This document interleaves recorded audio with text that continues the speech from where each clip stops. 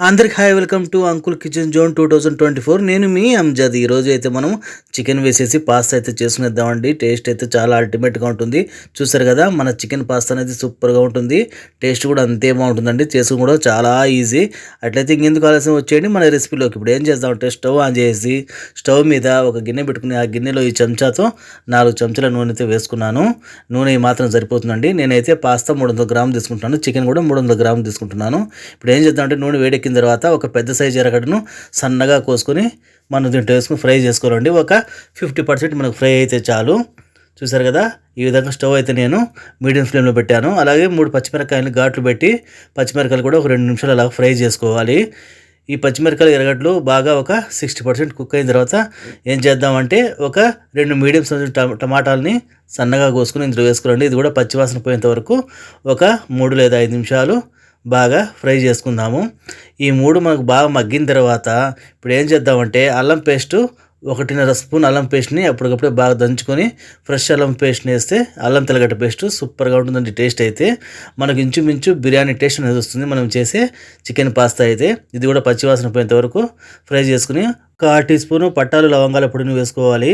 పట్టాల లవంగాల పొడి వేసుకున్న తర్వాత మనము ఒక 2-3 నిమిషాలు అలాగా ఫ్రై చేసుకోవాలి మసాలాను. ఇప్పుడు మనం ఏం చేద్దామంటే నీట్గా కడిగి పెట్టుకున్నాం 300 గ్రాముల చికెన్ ఉంది కదా, అది ఇందులో వేసి బాగా ముక్కలకు మన మసాలా మొత్తం బాగా పట్టేలాగా బాగా కలుపుకోవాలి. నేనైతే స్టవ్ ఇప్పుడు మీడియం ఫ్లేమ్లో పెట్టానండి. అలాగే ఒక 1/2 టీ స్పూన్ పసుపు అయితే వేసాను. పసుపు వేసిన తర్వాత ముక్కలకు బాగా పట్టేలాగా కలుపుకోవాలి 4 పక్కల గిన్నెలో. ఇప్పుడు ఏం చేద్దామంటే రుచికి తగ్గ ఉప్పు అయితే వేసుకోవాలి. ఉప్పు వేసిన తర్వాత కూడా మనము బాగా మసాలాను కలుపుకోవాలి. అలాగే ఒక 5 నిమిషాలు కలుపుతూ ఉండాలండి. ఎందుకంటే స్టవ్ అయితే ఇప్పుడు నేను హై ఫ్లేమ్లో పెట్టాను. మనకు ముక్కలు అనేది కొంచెం నీళ్ళు వదులుతాయి కాబట్టి హై ఫ్లేమ్లో పెడితే తొందరగా కుక్ అవుతుంది. అలాగే గుప్పెడు కొత్తిమీరను వేసాను. కొత్తిమీర కూడా పచ్చివాసన పోయేంత వరకు ఒక 2 నిమిషాలు అలాగా ఫ్రై చేసుకుందాము. ఇప్పుడు ఏం చేద్దామంటే 2 నిమిషాలు మనము మూత పెట్టేద్దామండి గిన్నె మీద. మూత తీసిన తర్వాత 3 చెంచాల పెరుగు అయితే తీసుకున్నాను. పెరుగు వేసిన తర్వాత మనము చికెన్ మసాలా పెరుగు బాగా కలిసేలా కలుపుకోవాలి. పెరుగు వేయడం వల్ల మనకు పాస్తా అనేది బాగా స్మూత్గా వస్తుంది. టేస్ట్ కూడా చాలా బాగుంటుందండి. చాలా అల్టిమేట్గా ఉంటుంది. తప్పకుండా ట్రై చేయండి. ఇది సింపుల్, మన ఇంట్లోనే మసాలాతోనే బిర్యానీ టేస్ట్ వచ్చేలా చేసుకోవచ్చు.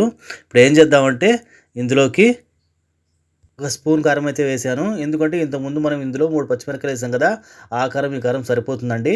మనం కారం వేసిన తర్వాత బాగా మసాలా మొత్తము ముక్కలకు బాగా పట్టేలా కలుపుకొని ఒక 2 నిమిషాలు అలా కలుపుకోవాలి.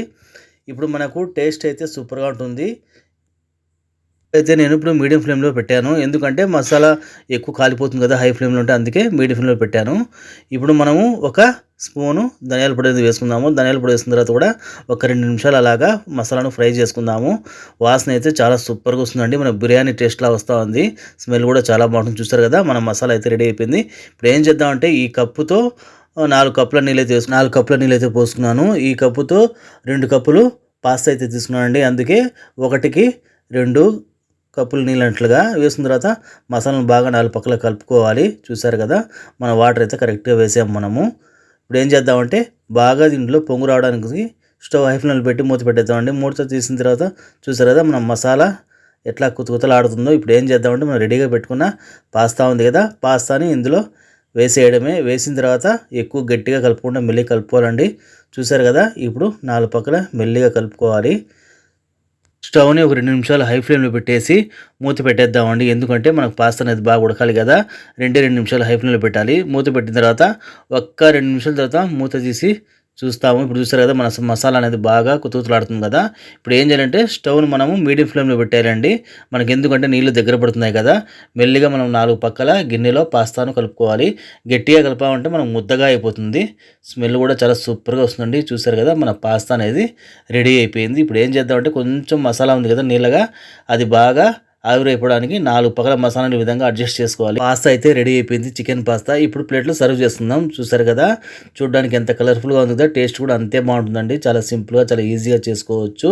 తప్పకుండా ట్రై చేయండి. ఇది టేస్ట్ అయితే చాలా బాగుంటుందండి. ఇంచుమించు మనకు ఒక 80-90% చికెన్ బిర్యానీ లానే ఉంటుంది. తప్పకుండా ట్రై చేయండి. Thank you. Subscribe me, like me, share me, support me.